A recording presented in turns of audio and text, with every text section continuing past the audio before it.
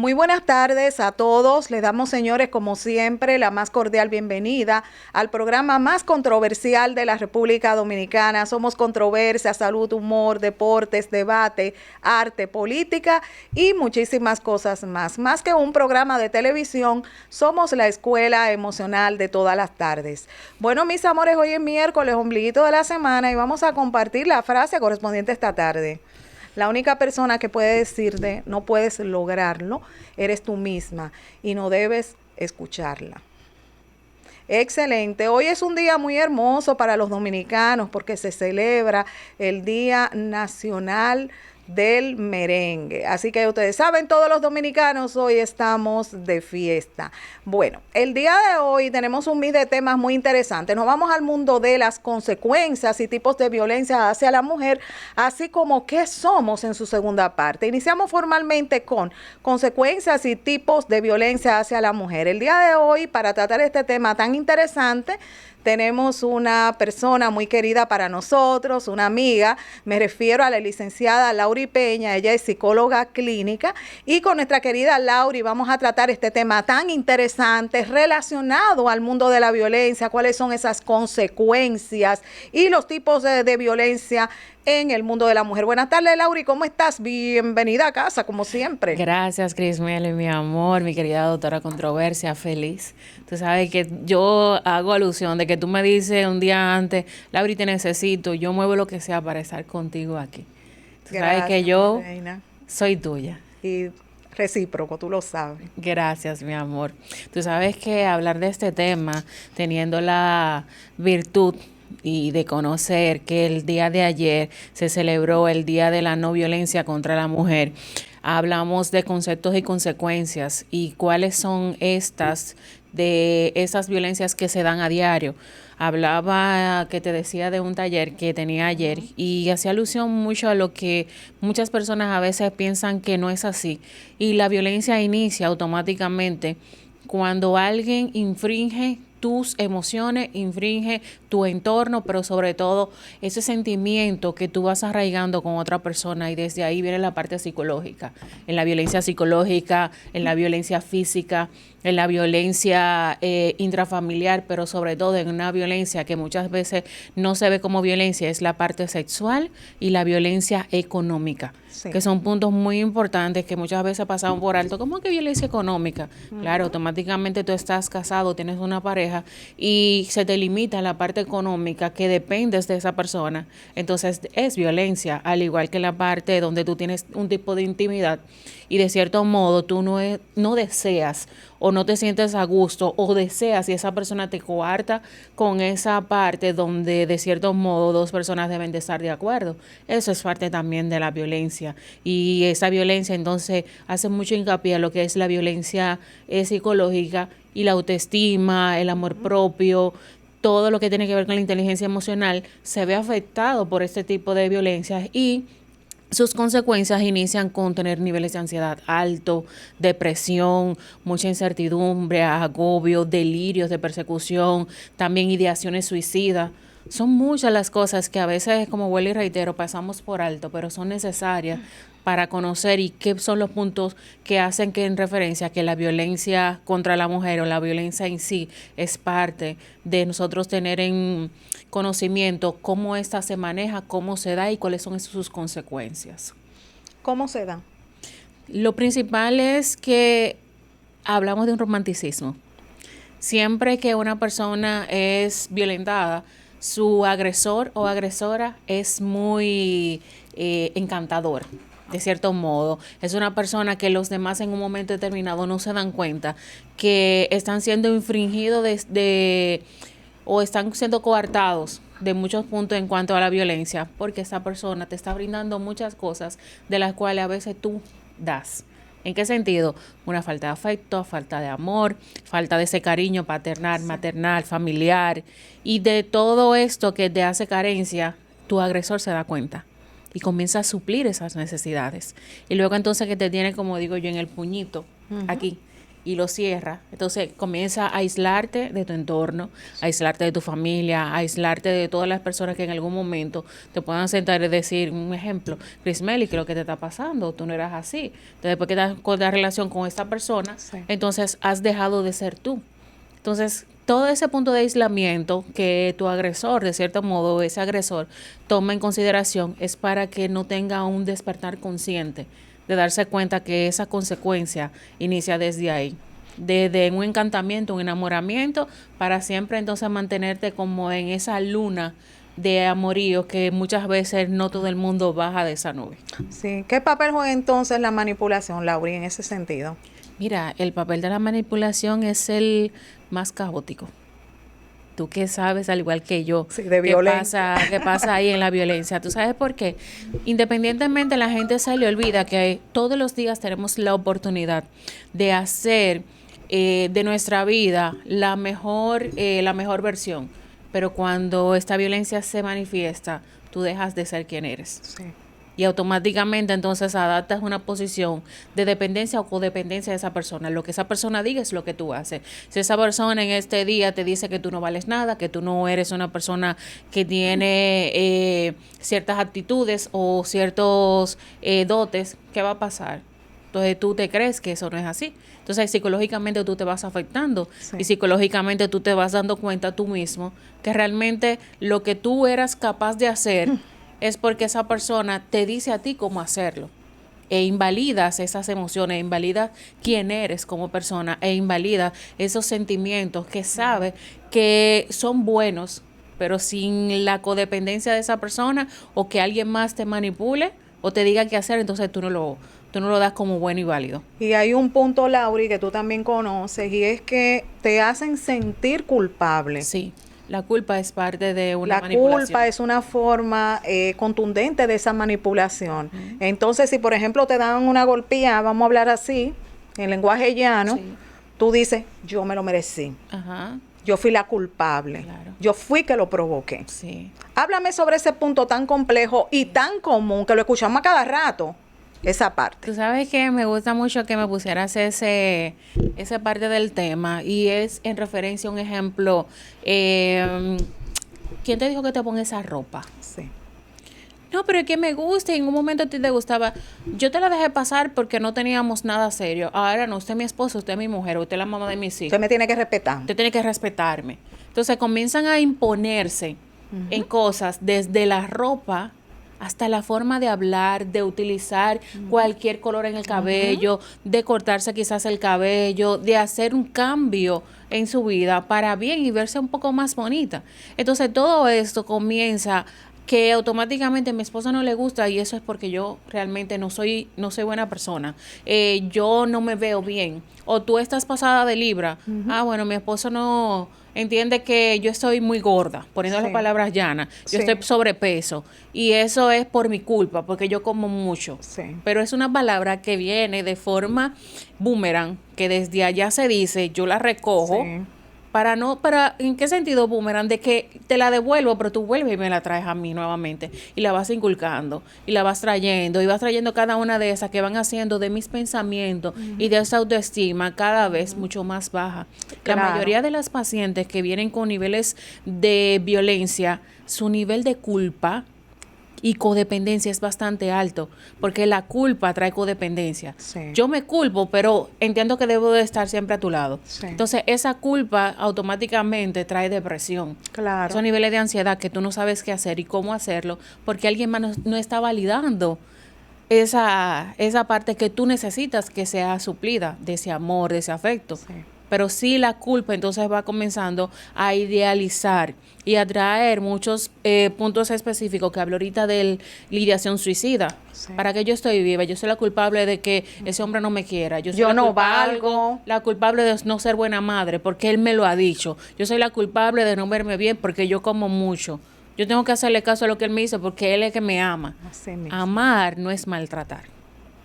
Quien te ama no te maltrata. Quien te ama te ayuda, te educa, te guía y te lleva a los puntos más significativos para que tú de esa forma puedas modificar ciertas conductas. Y también te voy a agregar un punto, Lauri. Amar también es libertad. Claro. Porque si usted está dentro de una cárcel donde usted no puede tener socialización, es bueno entender que somos seres sociales por naturaleza. Y desde el momento que usted no puede compartir con amigos, usted no puede estar con su familia, usted tiene que tener aquí, prender la banderita, como siempre decimos. Porque lamentablemente quien le ama a usted no le va a cortar las alas, ni en el crecimiento y mucho menos en sus relaciones interpersonales. ¿Por qué razón? Porque cuando usted llegó a la vida de esa persona que usted tenía familia, usted tenía amistades, usted tenía compañeros de la universidad, o si usted es profesional de sus compañeros, de sus colegas. Entonces, bueno, entender eso. Tampoco no significa aguantar, porque hay gente que creen que hay que aguantar todo para permanecerse en una relación. ¿Qué opinas, Lauri? Mira, dentro de tu aguantar, hay muchas personas y muchas mujeres, hasta hombres, de cierta manera, pero en este caso el punto específico es la mujer. Claro. Dentro de la violencia, que pueden sufrir o dirigirse a ser consumidores de hasta de psicoactivos. Claro. Antidepresivos.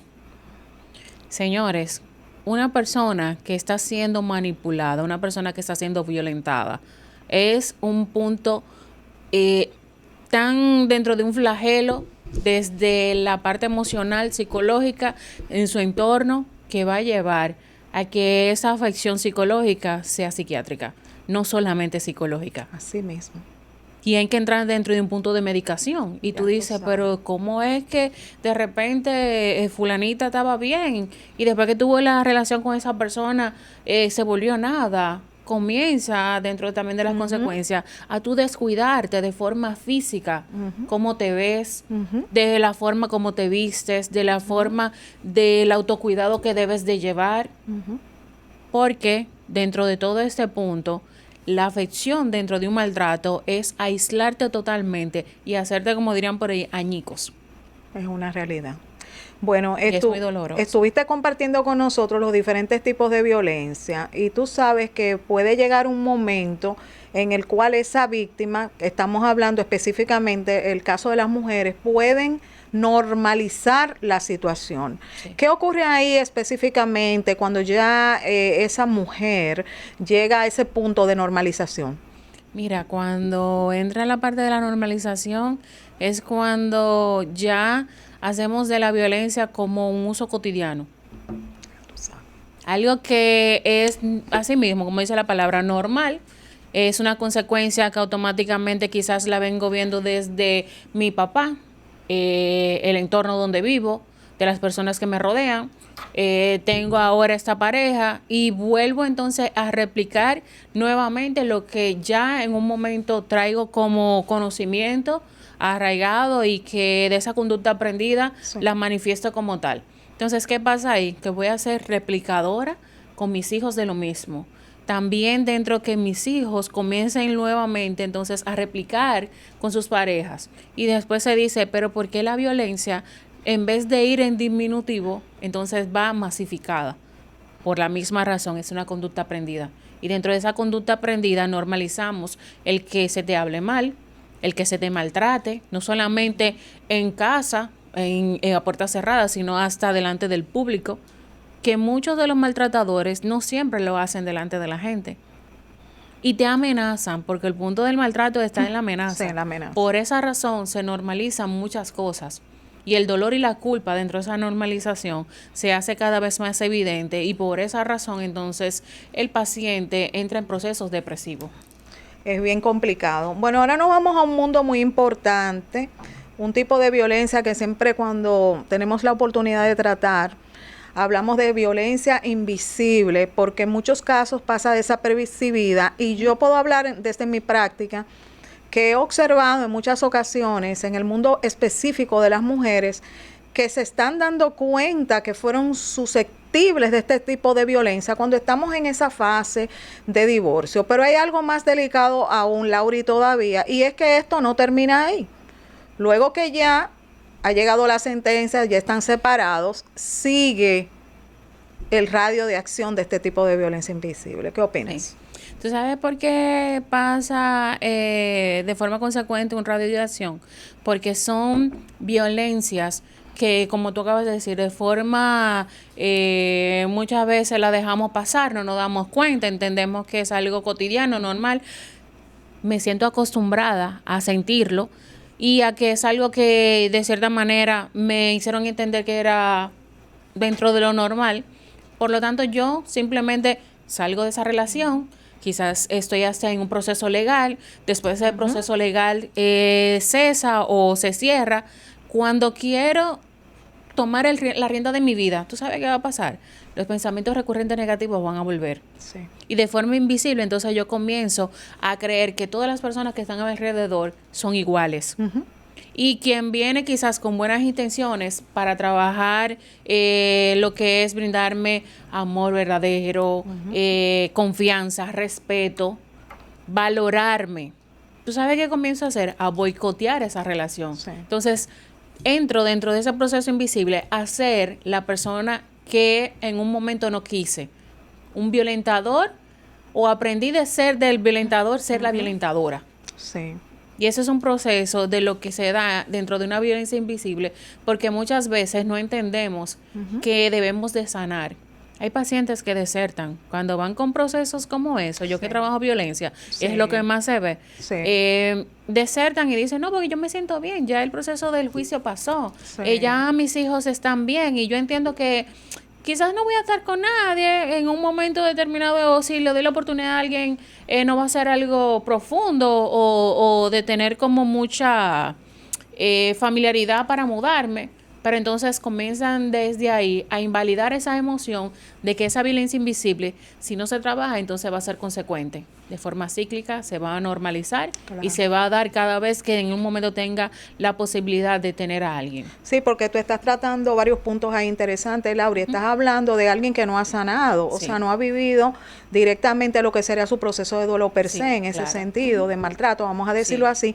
Pero también tú me estás hablando de alguien que de una forma u otra, este tipo de acción, de radioacción, como hablamos ahorita, ha afectado tanto a ese sujeto, a esa persona o a esa mujer, que le ha llevado a un nivel indirecto, oye bien, de sabotear, sabotearse la felicidad, claro, y de no abrirse en el amor. Entonces ahí es que cuando tú oyes que dicen lo siguiente, todos los hombres son iguales o todas las mujeres son iguales, no, todas no son iguales, porque yo haya tenido una experiencia negativa, no quiere decir que todo el mundo es igual. Y desde ahí es que viene, como dicen, le pongo un candado al corazón, porque también viene otra situación, Lauri, tampoco se abren para dar amor. No solamente es de recibir, es de dar a los demás. Claro. ¿Qué opinas? Tú sabes que tú acabas de dar en el punto y de ahí también se manifiesta y se da a colación lo que es el síndrome del impostor. Sí. Y desde ahí entonces estoy haciendo que mi realidad sea la realidad de todos. Y la de otros. Entonces, ¿qué va a pasar con eso? Automáticamente yo sé que si mi realidad yo no sano, entonces yo voy a entender que toda la sociedad entonces está enferma. Así mismo. Y que mi punto de vista es el correcto. Sí. El hecho de que tú hayas tenido una experiencia, eso no quiere dejar dicho que los demás sean partícipes de una experiencia como la tuya. No todo el mundo es igual. Sí. Señora, hasta los 5 dedos de las manos son diferentes. El hecho también de que haya una gran mayoría que haya adaptado, tener un punto similar a lo que en un momento determinado vivimos, eso tampoco quiere dejar dicho que dentro de un conglomerado pequeño no hayan aquellos que se pueden sacar para tomar en referencia y darle una mejor cara y darle color a ese paisaje que en un momento determinado se volvió totalmente gris. Así mismo, muy interesante todo ese punto, pero tenemos que tomar en cuenta, Laura, ahí que hay que saber elegir. Sí. Elegir ya desde la experiencia, desde todo eso que hemos transitado, porque muchas veces, como tú dijiste ahorita, cuando nosotros no hemos sanado de manera real, aparte de que nos saboteamos en ese nivel, volvemos a elegir como lo mismo. Claro, tú sabes que en terapia yo tengo pacientes que me dicen que vuelven y caen con el otro maltratador. Sí, me dicen, es que yo no sé, yo como que yo los jalo locos a toditos. No, mi amor. Es que hay un patrón el cual tú tomaste en consideración y aunque tú digas que lo estás buscando de otra forma, permites que el abordaje de ese tipo de agresor que en un momento te laceró las emociones, sea nuevamente un punto de referencia, porque es lo que te gusta, es lo que te atrae, es lo que te llama. Nosotros somos neuronas espejo. Sí. Nosotros no atraemos a nadie que en un momento determinado no tenga algo que realmente en algún momento toque esa tecla, que sea nuestro talón de Aquiles. Eso es la realidad. Tú sabes, entonces dentro de esa identificación, por esa razón se le dice a los pacientes que deben de cambiar de ambiente, deben de cambiar de conceptos, deben de cambiar de tácticas y formas de hacer ciertas cosas, las cuales ya tú estás acostumbrado, acostumbrada.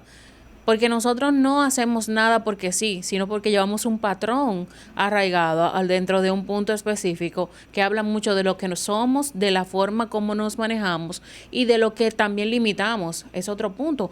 Mucha gente no sabe poner límites. El no es como el sí. Si usted dijo que no, es lo mismo que yo te diga sí, la gente adapta el sí, no te dice di que sí, ¿por qué tú vas? Es muy raro que te diga, que tú le digas a una gente de sí y te diga, pero ¿y ese sí por qué? Pero el no te lo justifica. Ay, no, pero ¿por qué no? Si es no, es poner límites, es establecer una barrera de que eso es lo que quiero, eso es lo que me gusta, eso es lo que entiendo que realmente va para mí.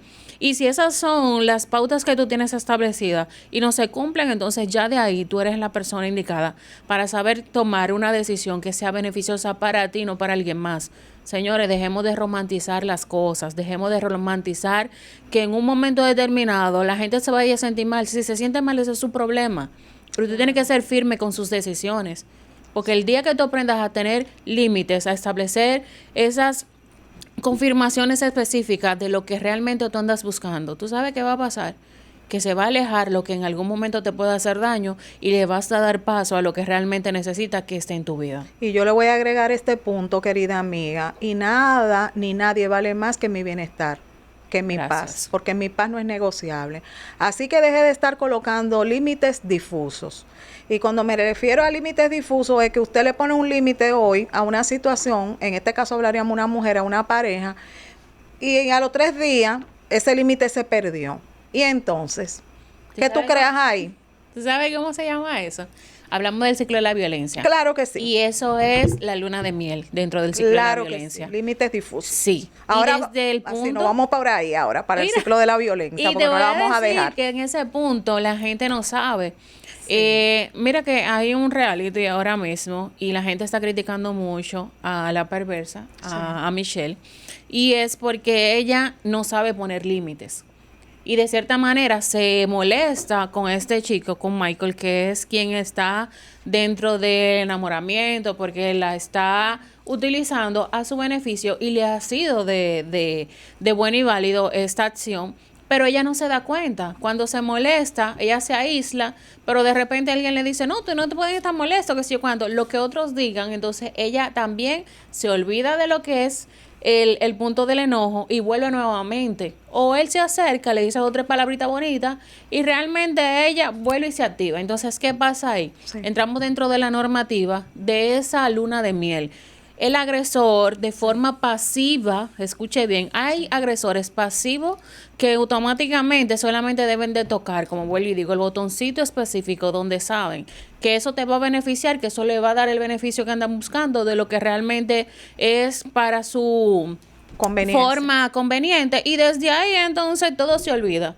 El agresor sabe cómo manejar, el hombre que tiene rasgos narcisistas sabe poner en contexto cosas no buenas de una mujer o de cualquier persona y los demás entonces te aplaudan a ti, te den la razón a ti como agresor.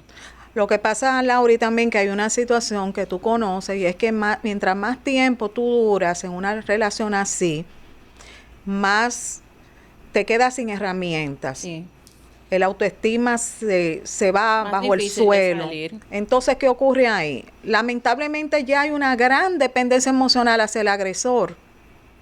Y como dices también, el agresor tiene lo que es la parte de la manipulación, maneja esos puntos vulnerables tuyos y por ahí es que te va a atacar.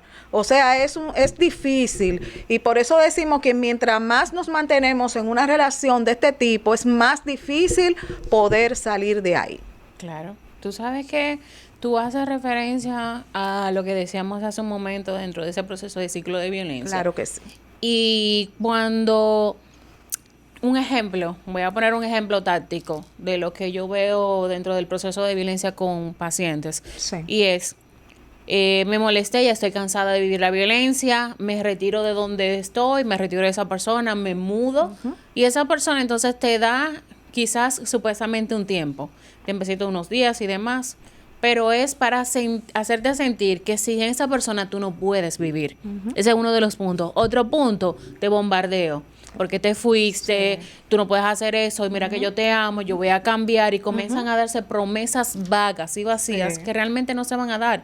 Entonces, automáticamente la paciente vuelve y da el paso porque se le hizo una promesa que no se cumple, pero de cierto modo viene el proceso de ese enamoramiento.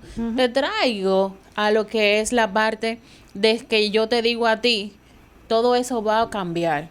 Y te doy como pequeñas pinceladas de que supuestamente está cambiando. Pero luego de que las cosas van pasando, viene lo que es el resentimiento de ese agresor.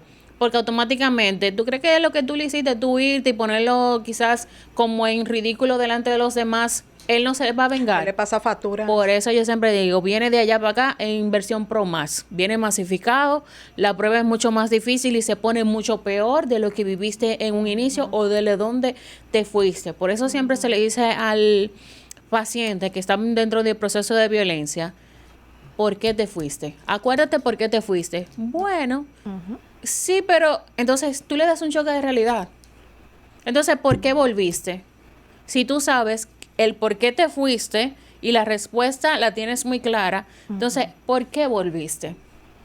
Si tú entiendes que del proceso que vives al que estás viviendo ahora no ha habido ningún cambio, entonces, ¿por qué te quedas?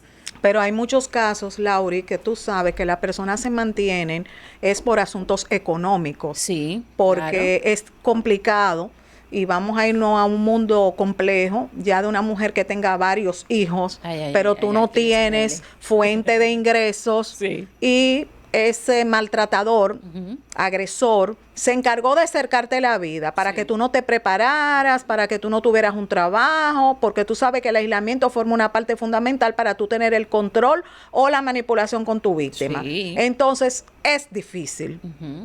Porque ahí hay un factor que es el económico y muchas veces esa víctima está desprotegida en todos los niveles, no tiene herramientas internas tampoco, pero estamos hablando de un punto grande, no hay cuarto y hay tres o cuatro muchachos ahí. Mira, yo me río porque... Es complejo el caso. Tú sabes que me río porque es una realidad, es lo que yo veo en terapia.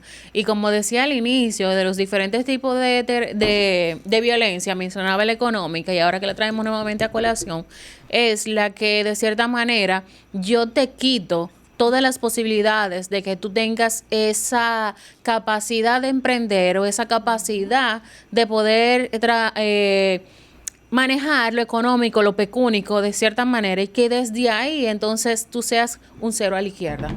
Tú dependas de mí y que si yo no doy o hago y de forma específica, eso es lo bonito, que yo te voy a dosificar lo que tú necesitas. No te voy a dar más, porque de eso que te doy más, entonces te estoy dando un poco de libertad en un momento determinado a tu despertar de forma consciente. Si son 3 niños y necesitan un ejemplo, mira, yo necesito, voy a poner un número que X, 5,000 pesos, te da 4,000, pero son 5,000, no resuelve con esos 4. O sea, de forma tan agresiva, te limito cada vez más lo que realmente tú necesitas. ¿Por qué? Porque es la forma de yo mantenerte ahí. Mantenerte manipulada, mantenerte bajo mi control, mantenerte bajo mi yugo, porque es la forma más fácil de yo controlar todo lo que haces. Y muchas veces se presenta otra situación, Lauri, es la siguiente, es la misma familia que le dice a la víctima, pero tú tienes que irte para allá, mija, porque ¿qué tú vas a hacer? Tú tienes 3 muchachos con ese hombre o 4 muchachos con ese hombre. ¿Quién te va a mantener aquí? Nosotros no podemos con aguante ese trote que tú no trajiste para acá, para la casa, y en realidad es una gran verdad también. Porque no podemos todo estigmatizarlo de ese punto de vista tampoco, porque quizá no toda familia puede asumir también ese tipo de situación. Claro. O sea, el tema es complejo. Tú sabes que dentro de esa complejidad hay un punto importante que muchas veces dentro de ese proceso de agresión tienen otra persona más. No solamente maltratan a la que tienen en su casa, sino que tienen a alguien más. Sí. Y dentro de ese proceso de maltrato le hacen lo mismo a esa otra pareja y la mantienen también codependiente dentro de ese proceso. Y le dice un ejemplo, la pareja que está bajo techo dentro de la sombrilla familiar y le especifica, me fui porque esa persona me está haciendo infiel. No, tú tienes que volver para tu casa porque las mujeres no le dejan los esposos a otra. Así. Esa es una. Sí. 2, no, tú acabas de decir algo, nosotros no tenemos para sustentarte a ti y a tus hijos. Tú vas a tener que volver porque él tiene que ser responsable de lo que hace. Y él no te va a dar dinero aquí porque ya tú no estás con él. O no Entonces, pueden, tienes que quizá, volver. Lauri, o quizá no pueden también. No, o sea, poniendo en el punto Exacto. específico que muchas de las familias también No pueden. normalizan el proceso de la violencia. Entonces, cuando pasa una desgracia, que la desviven y pasan muchas situaciones de las cuales están llenas los encabezados de noticias, entonces después dicen, ay, yo debí. Tú sabes, pero también es un proceso que muchas familias viven porque de forma específica tienen poco ingreso económico para poderle dar frente. Mira, mi hija, ven para acá para tu casa. No, yo soy tu madrina o yo soy tu tía, ven, yo te puedo acoger. Señores, la parte económica tiene un punto muy importante, pero dentro de ese punto importante también la familia es importante. Pero no todos se pueden hacer cargo a una situación como esa, porque lo que se vive es una realidad latente. Por eso te digo, porque en mi práctica eso lo veo a diario. Y muchas veces hasta pena nos da cuando vemos que hay mujeres que tienen que volver de nuevo al infierno por esa situación económica. Claro. Es complejo. Y mira, cuando hay procesos legales, de cierta manera, quieren justificar dentro de esos procesos legales cuáles son las situaciones y que hayan pruebas. Sí. Y te voy a decir una cosa, tener pruebas con un violentador es a veces muy difícil. Sí. Porque la mayoría de ellos tienen una hipervigilancia tan grande que te controlan hasta el tú ir al baño sola. Todo. No puedes irte con el teléfono. Préstame tu teléfono. Déjame ver qué es lo que tú guardas. Déjame ver qué es lo que tú haces. O sea, de cierta manera, hay un proceso de mantener esa parte tan ansiosa, tan activa, del nivel de control, que la misma víctima se afecta de forma emocional y psicológica. Tanto que por esa razón hablábamos hace un rato de que los procesos psiquiátricos entonces son los principales antes que trabajar la parte psicológica. La medicación. Sí, vámonos, Lauri, al mundo de la violencia sexual, algo que no podemos dejar de tocar esta tarde. Háblame sobre ese punto. Mira, cuando hablamos dentro de un proceso de violencia sexual, en lo que es la parte familiar, con un violentador, el cual ya tú tienes una vida hecha y demás, es el proceso que muchas veces nosotros normalizamos, y es que el mismo violentador en un momento determinado te pone a ti pautas, te establece límites y te indica qué día, qué hora, en qué momento él te va a permitir a ti que puedan tener algún tipo de relación sexual dentro de lo que es el matrimonio. Entonces, ¿qué va a pasar con eso? ¿Qué va a pasar con todas las cosas en un momento determinado que nosotros como personas necesitamos conocer? Es lo principal. Lo que tenemos en consideración es darnos cuenta qué tanto estamos siendo limitados en esa parte y qué tan violentados o qué tanto le permitimos a nuestro violentador que la parte ya en lo que es violencia sexual sea un flagelo en nuestra vida. ¿Por qué razón? Todos los días, tanto como en un momento como pareja me le puede insinuar, decirle, mira, yo quiero esto, no, tú estás castigada y usted entonces y yo no vamos a tener ningún tipo de relación sexual. Eso es un proceso de violencia. O el que esa persona, de cierto modo, llegue y tú no estés dispuesta, no quieras o no te sientas cómoda porque en algún momento tú me rechazaste muchas veces y te diga, entonces ahora cuando yo quiero tú no quieres. Está bien, no hay problema. No, mi amor, yo quiero, no, te dije que no. Entonces también eso es una forma de coartar ese proceso de lo que es consumar un amor en el proceso, tú sabes, del coqueteo, de la parte sexual, de que me divierto, y todo eso también entra en el punto económico. Si tú no me das algo, yo no te doy para que tú puedas comprar cosas en la casa. Puede dejar, hasta en cierto modo, dejarla sin comer. Ah, no, usted no me quiso dar un chin anoche, usted no va a comer mañana.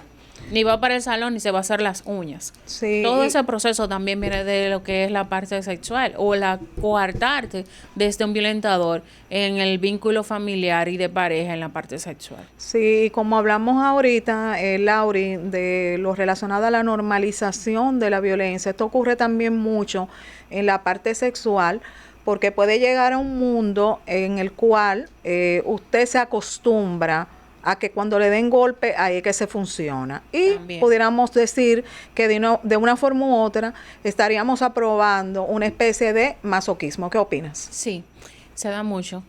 Pero mucho. Tú tocaste una teclita que es algo que hay hombres que le dicen a su pareja en un momento determinado, tú tienes que dejarme que yo te haga esto y esto y aquello para que entonces esto pueda funcionar. Y hay mujeres que se acostumbran tanto a ese nivel de violencia, entonces, de cierto modo, si eso no pasa, lo provocan para que pueda acontecer, entonces desde ahí se puede dar un acto sexual. Y es una conducta aprendida. Sí. Es un punto que de cierto modo quizás usted o yo en un momento no se siente identificado, pero sí mucha gente se identifica con estas partes porque también vienen de una familia disfuncional que se ven estos tipos de actos. Sí, nos vamos ahora, Laura, a un mundo muy interesante de las consecuencias de la violencia en el mundo de la mujer. Mira, dentro de las consecuencias nos vamos a dar cuenta que la mujer va de ser funcional dentro del todo el sentido de la palabra como madre, primero hasta como mujer misma, pero también dentro del ámbito laboral, el ámbito social y el ámbito familiar. Esas son consecuencias, aislamiento.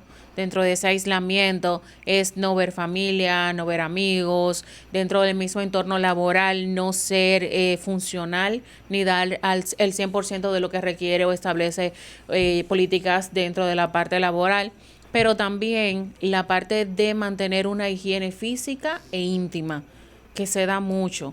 Y esas son consecuencias de tú tener las emociones afectadas y esos sentimientos de cierta manera que se han sido atrofiados por un maltratador. Todos los días vemos que la mujer de cierta manera es un producto de la consecuencia de una conducta aprendida, como he dicho ya en varias ocasiones, porque de cierto modo todo lo que hacemos es producto de lo que en algún momento recibimos. Sí. ¿Qué ocurre en el caso específico de ese maltrato recurrente en lo relacionado a lo que es su autoestima? Mira, wow, trabajar el autoestima de una mujer violentada es como poder armar un cubo Rubik. Ah, tú sabes. Eso es darle para atrás, vamos para adelante, vamos a especificar, vamos a buscar desde su niñez cuáles han sido los puntos que en algún momento trae ese flagelo que de cierta manera como mujer en algún momento he permitido que todo esto acontezca. Decía en el inicio y hablaba de lo que es la parte familiar.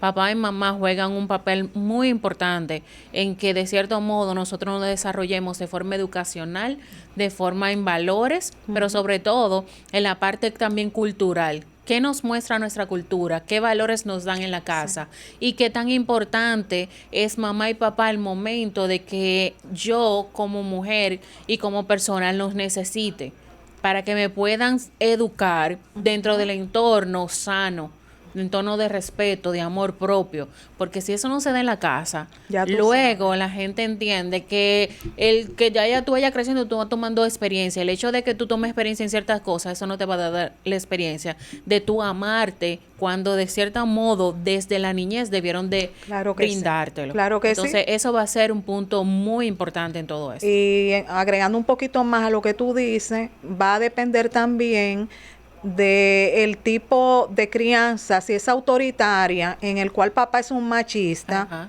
y la hembra, tú sabes, es bajo la sumisión, ahí es peor todavía, porque para poder sacar a esa persona de ahí, para que esa persona pueda, vamos a decir de nuevo, construirse, es difícil, porque considera que la sumisión es lo que le toca a la mujer por ser mujer. Claro, claro. Tú sabes que dentro de ese proceso de sumisión, tú hablas algo importante y es lo que muchas veces vemos en el proceso de esa violencia. No, es que todos los hombres son iguales, todos los hombres pegan cuernos, todos los hombres tienen a otra y dentro de ese proceso de sumisión te tienes que aguantar. Porque es ese preámbulo de la parte negativa, porque entonces desde ahí viene la palabrita, tú debes de aguantar, tú tienes que quedarte, tú no te puedes ir de tu casa, tú no puedes dejar tus cosas botadas. Tú eres la mujer. Tú eres la mujer. Le va a dejar lo tuyo a otra. Le va a dejar lo tuyo exactamente a otra. Entonces todo eso va construyendo un pensamiento negativo que automáticamente como mujer maltratada te hace entender a ti que si tú te vas, realmente tú estás perdiendo lo que en algún momento tú entendías que era una familia. Y es más un proceso de violencia, un proceso de maltrato recurrente que tú has permitido por no saber valorarte, por no saber darte cuenta a tiempo y poner límites y decir que no. Y escuchamos muchas veces algo muy triste. Esto fue lo que me tocó. Eso es lo que hay. Bien complicado. Lauri, consejo final sobre este tema tan complejo, tan interesante. Mira, yo siempre voy a hacer alusión y digo que de cierta manera, mujer que está siendo maltratada, mujer que de cierto modo tiene la oportunidad de decir que no, salirse de ese ciclo de violencia, buscar ayuda, hágalo.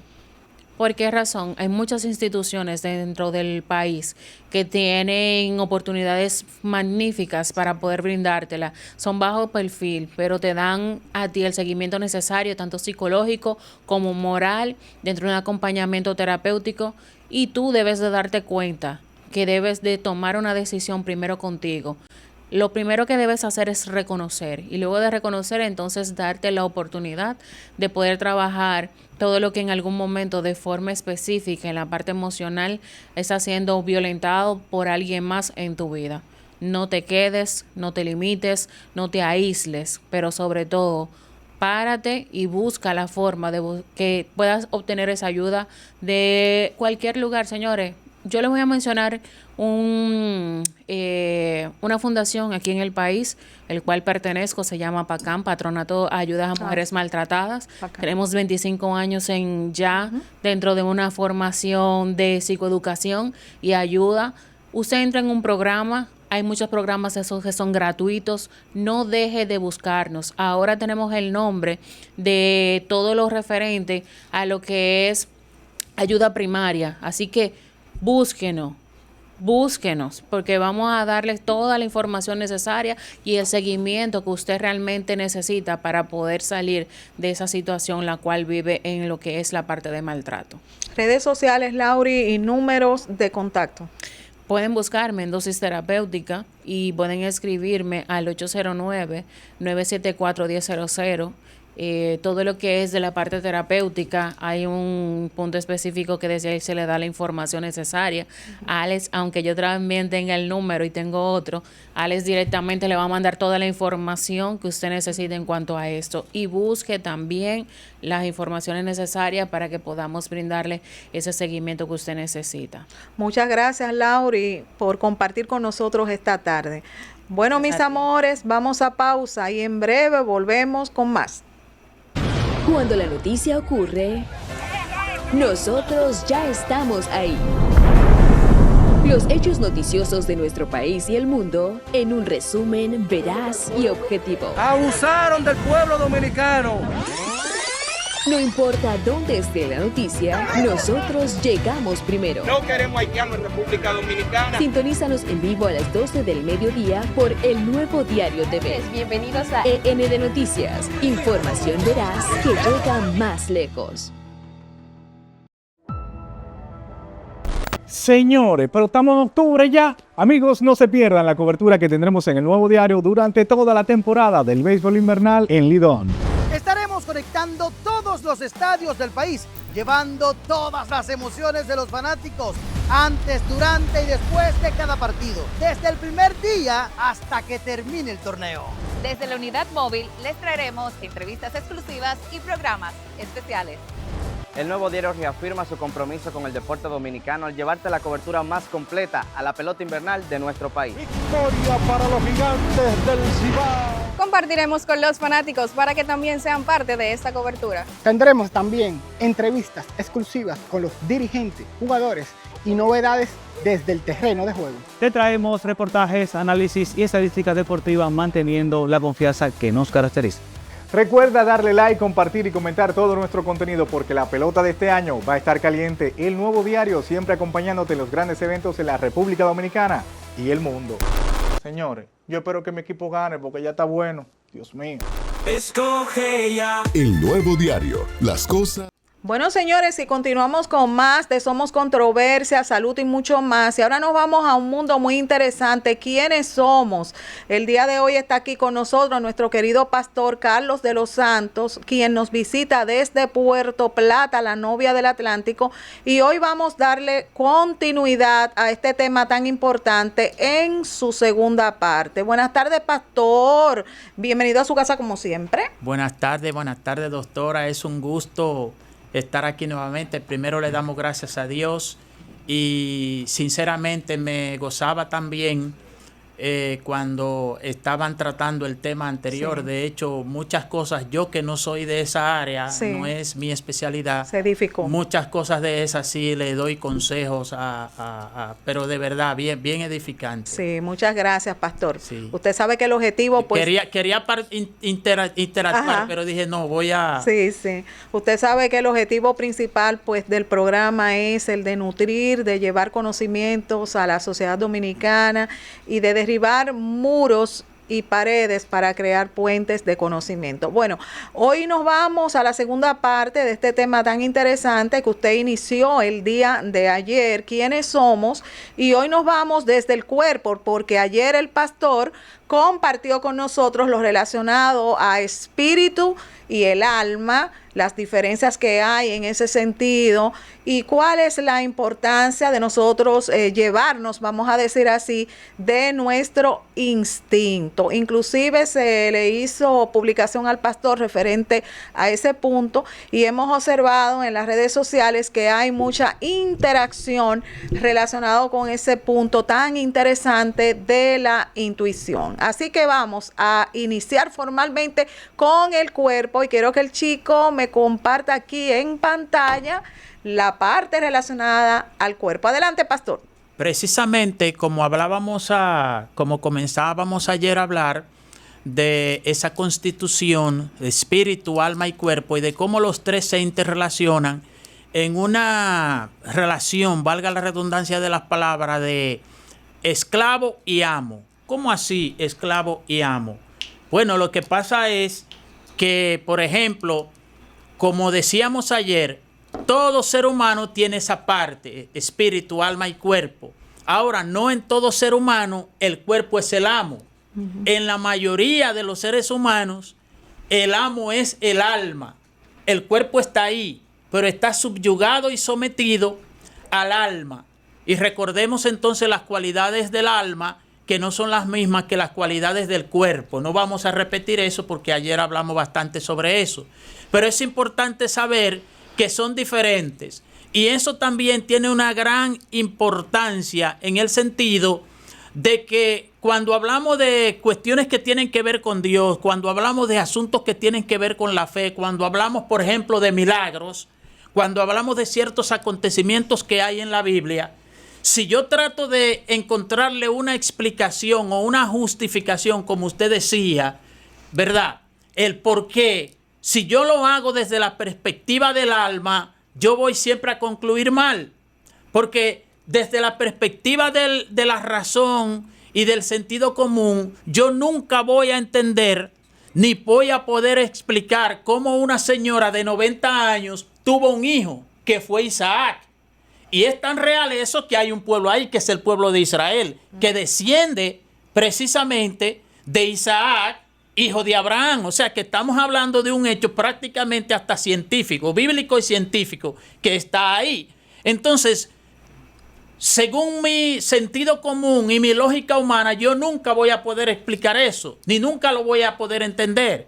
Según mi lógica humana, yo nunca voy a poder entender cómo es eso que Dios habló a través de una burra, que encontramos también en la Biblia, un acontecimiento así, más otros tantos milagros, que oró Josué y el sol se detuvo, que esto pasó. Entonces, todas esas cosas, para nosotros poderlas entender, o por lo menos saber que sí, que son reales, que son posibles, tiene que ser utilizando las cualidades del Espíritu.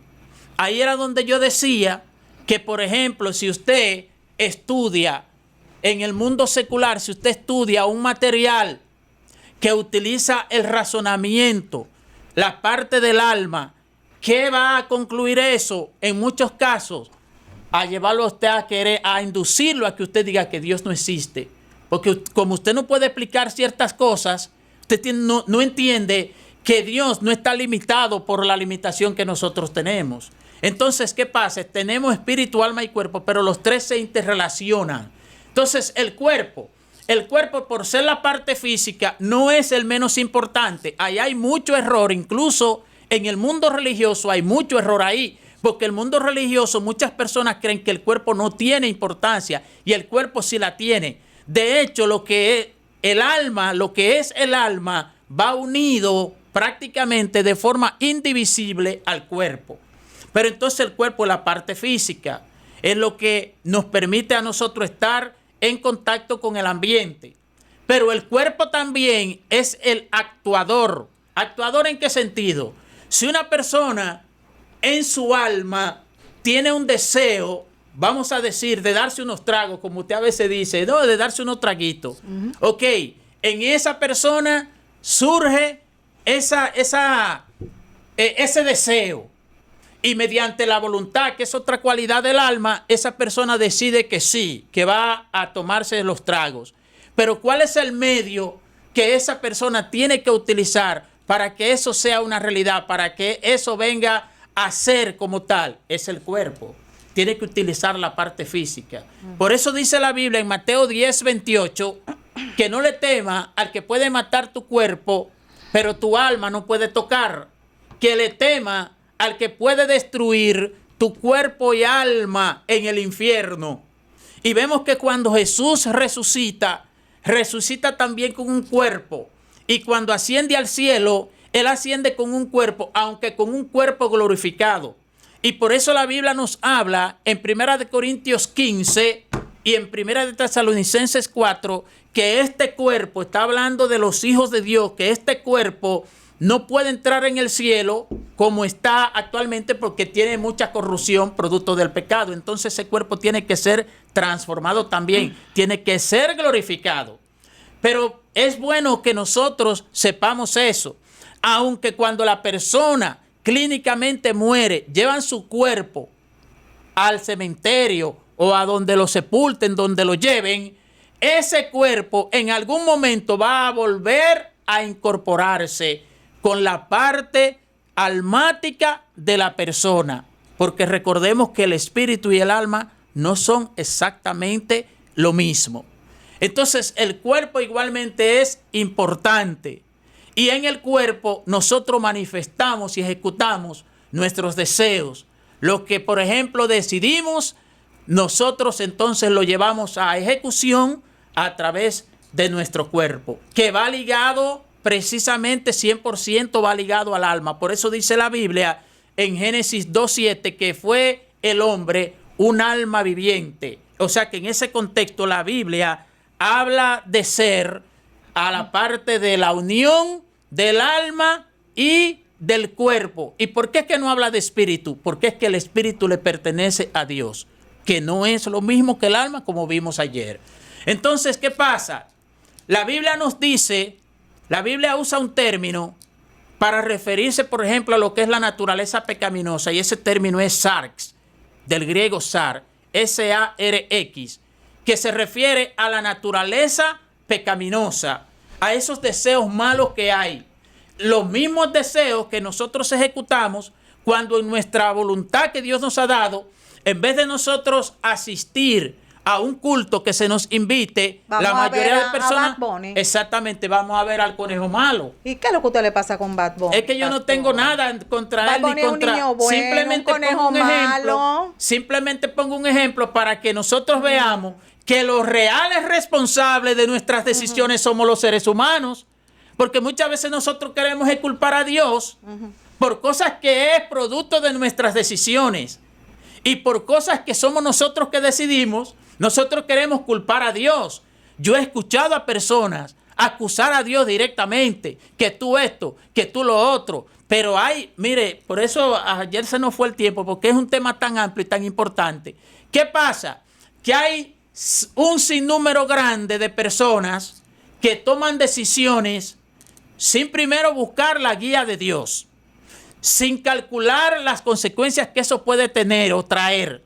Entonces, cuando vienen las consecuencias de esas decisiones malas que ellos tomaron, ¿a quién ellos quieren culpar? Ellos quieren culpar a Dios y creen que Dios está obligado a ayudarlos.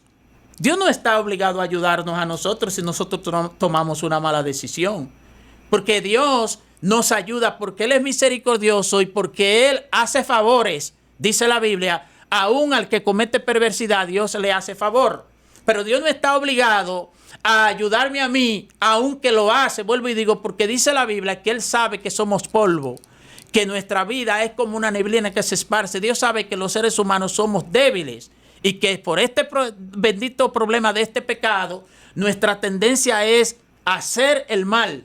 Y debido a eso, por amor a Él mismo y por amor a Jesucristo y su sacrificio, Él nos ayuda. Pero nos ayuda es porque Él lo determina. No es porque Él está obligado, porque Dios no está obligado a resolvernos problemas a nosotros. Pero entonces, ¿qué ocurre en el caso específico de algunas personas que nada más buscan a Dios cuando tienen problemas y situaciones? Y luego se les resuelve y se olvidan de Dios, lo sueltan en banda y cuando viene el problema otra vez, ay Dios mío, sí, ayúdame por favor. ¿Qué ocurre ahí? Dios ¿está obligado a Él a ayudarlo? No, no está obligado. De hecho, porque su naturaleza misma es hacer favores, Él le hace favores y quizá vuelve y le hace y tal vez vuelve y le hace, pero llega un momento, llega un límite donde Dios ya deja a esa persona abandonada a su suerte. Por eso decíamos, porque hay que tener mucho cuidado con el concepto que nosotros tenemos de Dios. Por eso es que tenemos que procurar hacer la transición de vivir según el alma a vivir según el espíritu para que entendamos muchas cosas que no entendemos. Nosotros entendemos muchas veces, los seres humanos, que Dios es, Dios es un ser, Dios es como un ser humano, como un hombre, como una mujer, que Él no tiene límite. No, la Biblia dice que Dios tiene límite. Aunque dice la Biblia que Dios es tardo para enojarse, pero Dios se enoja. Y no querramos nosotros que Dios se enoje, porque sus enojos no se comparan con el enojo de ningún humano. Para ponerle un caso, por un enojo que Dios tuvo con el pueblo de Israel, duró 40 años enojado con ellos. Y no solamente 40 años, sino que debido a ese enojo, Dios le dijo que no iban a entrar ninguno de los que se rebelaron contra Él, no iban a ver la promesa. Entonces, ¿usted sabe qué significa eso? La importancia de eso, que nosotros podemos perder una promesa de parte de Dios, que nosotros podemos perder que Dios nos ayude si nosotros no tomamos las decisiones adecuadas.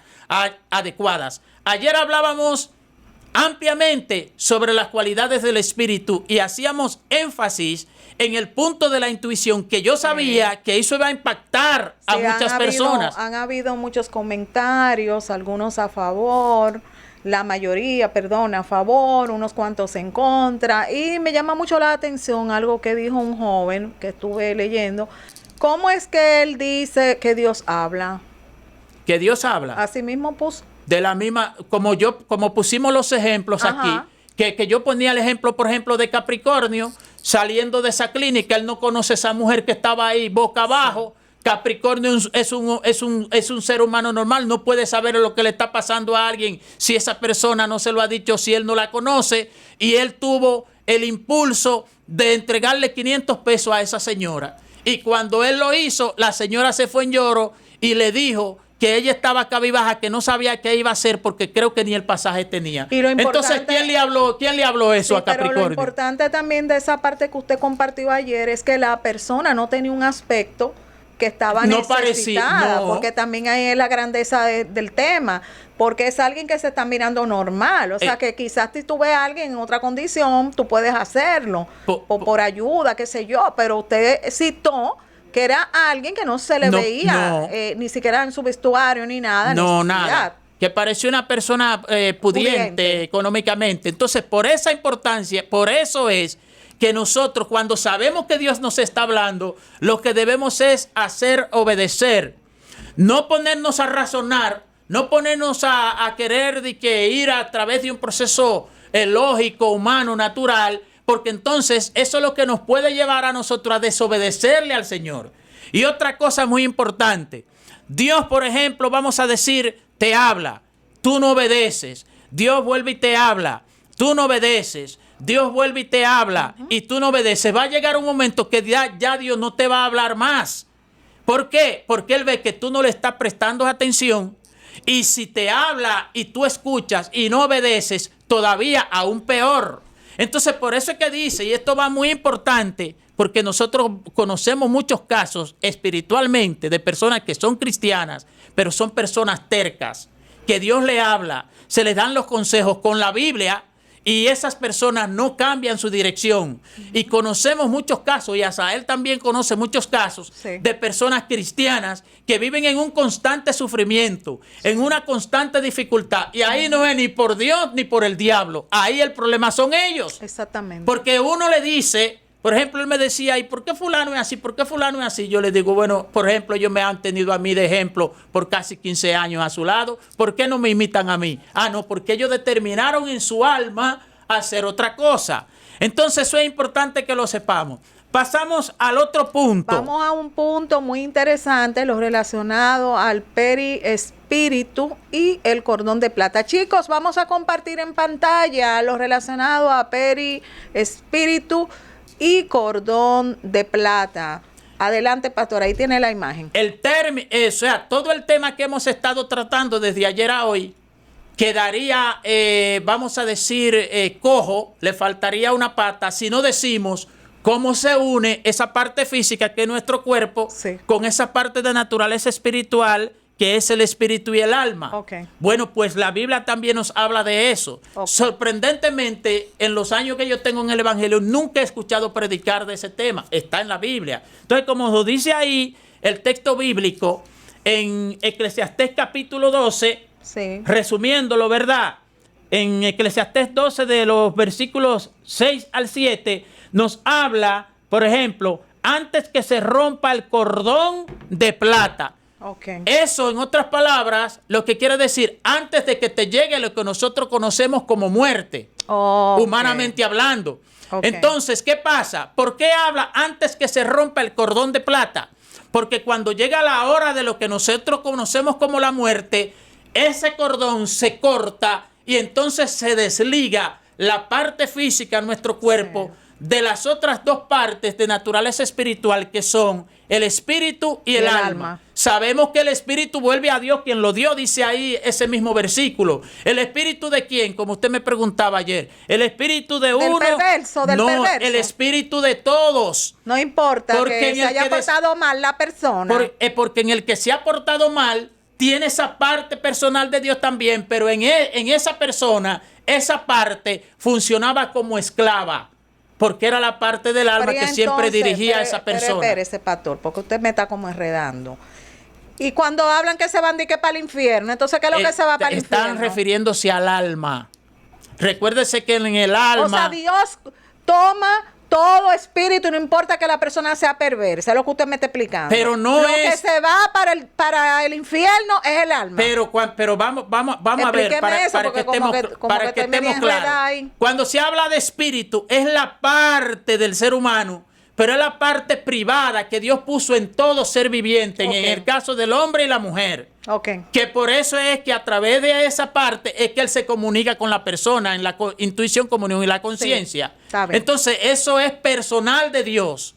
No importando que tú seas lo más malo del mundo. No. Ahora bien, recuerde que tú como ser no estás compuesto nada más por esa parte. Faltan otras dos, que es el alma, donde reside tu intelecto, donde reside tu voluntad y donde residen tus emociones. Entonces, esa parte, si tú no estabas legalizado en el reino de Dios al momento de morir, esa parte no va a la presencia de Dios. Eso es lo que se va para el infierno. Exactamente. Y tu cuerpo va al cementerio, pero ya después, en el día del juicio, porque va a haber un día de juicio, eso no nos vamos a meter ahí, porque no hay tiempo y no es el tema. Pero para que la gente no se quede en el aire, tu cuerpo lo ponen en la tierra. Pero yo decía ahorita que el cuerpo y el alma van unidos. Entonces, ¿qué pasa? Porque Ahora usted me está diciendo, dirían muchas personas, ahora usted me está diciendo que mi alma va a un lugar y el cuerpo lo pone en el otro, pero usted dice que no se separa. Lo que pasa es que en el día del juicio tu cuerpo se tiene que incorporar con tu alma de nuevo, como el cuerpo también de los cristianos se va a incorporar con su alma. Pero unos irán a la condenación eterna y otros a la morada eterna con Dios. El infierno, que es real, que no es lo mismo que el lago el lago de fuego. Pero espérese, pastor. Y si no me dio tiempo a arrepentirme. Si no le dio tiempo a arrepentirse. Un ejemplo, un accidente. No, yo tenía la intención de convertirme, pero me viene un accidente, una cosa rápida. En ese caso, entonces, ¿a dónde me quedo yo? En ese caso, Dios, como soberano, que sabe todas las cosas y que es juez del universo, yo como individuo que estoy aquí en el plano físico, yo no puedo asegurar 100% que porque usted, mientras estaba vivo, nunca fue cristiano y yo no lo vi, que usted aceptó a Cristo, yo no puedo asegurar al 100% que usted se perdió, porque yo no sé qué pasó, si usted tuvo un accidente o si usted tuvo en una enfermedad, yo no sé qué pasó en ese trance. Por ejemplo, durante el asunto de la COVID, yo estoy seguro que muchas personas, yo no sé cuáles, porque Dios no me ha dicho, pero yo estoy seguro que muchas personas que no tenían su vida bien con Dios, le llegó esa enfermedad y Dios aprovechó ese proceso, un proceso de enfermedad, y con muchos de ellos yo sé que Dios trató y yo sé que ellos se arrepintieron y se salvaron. Mientras que durante estuvieron aquí en la tierra, nunca nosotros lo vimos viviendo ese tipo de vida. Pero, pastor, si yo tengo la intención, pero todavía no he tomado la decisión y me viene una situación de muerte, ¿qué pasa con mi espíritu, con mi alma? Si tiene intención sincera, solamente Dios sabe al 100%, pero yo tiendo a pensar que Dios le da una oportunidad, aún sea en un trance, ahí ya más de allá, más de aquel lado que de este lado. Entonces, el cordón de plata es lo que la Biblia nos habla, y eso es lo que une exactamente. Cuando se corta el cordón de plata, eso le llaman muerte. Usted lo ha escuchado eso, ¿verdad? Yo estoy seguro. Muerte, ¿verdad? Pero ¿qué pasa? Que como el cordón de plata es de naturaleza espiritual. ¿Y por qué le dicen el cordón de plata? La Biblia le llama así. ¿Por qué? Ese es un término, una figura literaria que la Biblia quizá también tiene ese color también. Claro, es muy probable que tenga ese color. ¿Por qué le dicen cordón de plata? Un cordón plateado. Ahora bien, aquí hay algo extremadamente importante, doctora, sobre el cordón de plata. Dígame.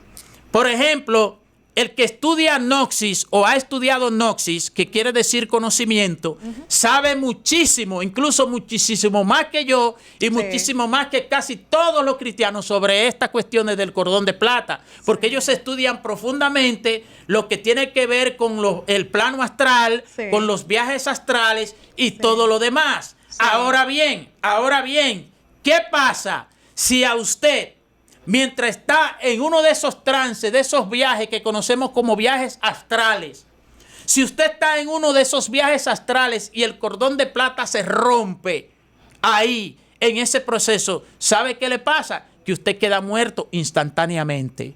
Ahora bien, otro punto importante es, la Biblia nos habla del cordón de plata. Usted está hablando en los casos específicos cuando las personas hacen un desprendimiento. Ellos. No cuál le llega a la muerte. No me refiero a eso. Usted se está refiriendo cuando las personas hacen ese desprendimiento, que si no vuelve de nuevo hacia el cuerpo, entonces se rompe el cordón de plata. Se rompe el cordón de plata. Eso es lo que usted está hablando. Se rompe el cordón de plata. Pero lo importante aquí es, porque hay muchas, por ejemplo, yo diría movimientos y hasta religiones se les puede llamar, muchas religiones orientales que estudian mucho esto. Sí. Muchísimo lo estudian, pero profundo esto. Lo de la reencarnación, estudian mucho lo que son lo de las dimensiones. Sí. Pero nosotros, nuestra referencia es la Biblia. La Biblia a nosotros, la referencia que nos da la resurrección. La resurrección y de vivir por fe. En la Biblia usted no va a encontrar nunca un texto bíblico donde Dios le aconseje a usted que haga, por ejemplo, esto de las traslaciones, que usted trate de hacer un proceso para usted desprenderse, desligar su alma de su cuerpo? Ajá. No del todo, porque si lo hace del todo es porque va a quedar muerto, se tiene que cortar. Ahora, la Biblia lo que sí habla en Deuteronomio 18, entre otras cosas, escuchen por favor, la Biblia lo que sí habla es que no se encuentre nadie dentro del pueblo de Dios que consulte a los muertos, que haga ese tipo de cosas que se hacen al margen de la voluntad de Dios. Por ejemplo, yo conozco un pastor que él una vez, Dios le permitió esa experiencia. Él vio, o sea, su alma, Dios la sacó y él la vio. O sea, él pudo ver su cuerpo físico. Conozco otra muchacha también que a esa... Sí, continúe, pastor. Que a esa le ha pasado muchísimas veces, le pasó cuando niña. Pero una cosa es que Dios te dé a ti una experiencia en un momento determinado. Y otra cosa es que tú lo practiques. Y otra cosa es que tú lo practiques con los famosos guías. ¿Usted sabe cuáles son los guías? ¿Quiere que le diga? ¿Cuáles son los guías? ¿Usted está dispuesta a escuchar la respuesta? Bueno, los guías no son más que demonios. Oh. Los guías que le llaman de que guías espirituales no son más que demonios. ¿Cómo, pastor? Lo que pasa es que ellos no se presentan como demonios. ¿Y cómo se presentan? Ellos se presentan disfrazados. Porque la Biblia te dice en 2 de Corintios, capítulo 11, que el mismo Satanás se viste como ángel de luz. Se disfraza. Entonces los demonios a ti, no a usted, al que practica eso, con los supuestos espíritus guía, que le llaman así para confundir. Entonces, ¿qué pasa? ¿Por qué le llaman guía? Porque supuestamente ellos son los que ayudan a las personas, los guían a las personas a través de ese proceso, de ese desprendimiento. Yo recuerdo, por ejemplo, en la congregación tuvimos un caballero en una ocasión donde él era de esa secta, llegó a practicar esas cosas y él se salía de su cuerpo y él iba a reuniones y escuchaba ciertas cosas y yo le creo porque yo sé que eso se puede. Pero tú no puedes hacer eso sin la ayuda espiritual, sea con la ayuda de Dios o con la ayuda del diablo. Entonces, si tú haces las cosas sin la ayuda de Dios, fuera de la voluntad de Dios, tú te estás exponiendo a que ese cordón se rompa y usted se quede allá mismo y se va directamente para el infierno porque usted estaba haciendo algo fuera de la voluntad de Dios. Entonces, cualquiera diría, pero entonces, ¿por qué me están hablando de eso? Bueno, estamos hablando de eso para que usted entienda. Y le estamos diciendo para que usted no se deje engañar. El meditar es muy bueno porque meditar es pensar. Claro. Por ejemplo, nosotros meditamos muchísimo en la palabra de Dios. Está la respiración profunda. Exactamente. Y hay cosas, porque como usted hablaba ayer, por ejemplo, yo no soy un loco. Yo sé que la ciencia es real. Ahora, ¿a qué que nosotros nos oponemos? A ciertas, por ejemplo, conocimientos, ciertas prácticas ocultas, ciertas ciencias ocultas. Pero la ciencia verdadera y pura no, la ciencia pura incluso es Dios quien la da. Claro. ¿Usted me entiende? Entonces yo sé que, por ejemplo, hay ciertos procesos donde a lo mejor tú te pones y tú pones tu pensamiento en tranquilidad para ciertas cosas. ¿Tú me entiendes? Pero de ahí a que tú te metas profundo con la supuesta ayuda de esos espíritus que no son más que demonios, espíritus guías, ya es diferente. Porque entonces practiques también las fuerzas para hacerle daño a otros. Exactamente. Como también hay muchas que después quizás en futuro traeremos un tema sobre eso, de cómo, por ejemplo, con ayuda de fuerzas demoníacas y ciertos grados y ciertos entrenamientos pueden hasta telepáticamente influenciar y mandar, por ejemplo, dolencias y enfermedades a personas. Todo eso se hace. ¿Pero con la ayuda de quién? Con la ayuda demoníaca. Entonces, obviamente, eso no es la voluntad de Dios. Dios no quiere que nadie se involucre en esas cosas. ¿Por qué? Porque eso, doctora, siempre trae maldición. Aunque muchas veces en el momento, en tiempo presente, parezca que no, que yo lo que estoy recibiendo di que bendición, que yo di que me estoy sintiendo bien, pero realmente eso es una burda mentira. Porque cuando comiencen a venir las consecuencias de eso, eso lo que va a traer es maldición. Consejo final, pastor. Entonces, nosotros entre ayer y hoy hemos visto lo que son estos temas. ¿Para qué? Para que usted anhele y usted desee transicionar de la parte de su alma, es decir, su alma va a seguir siendo parte de usted y su espíritu también, pero que entonces ahora sea el espíritu que pase a ser el amo.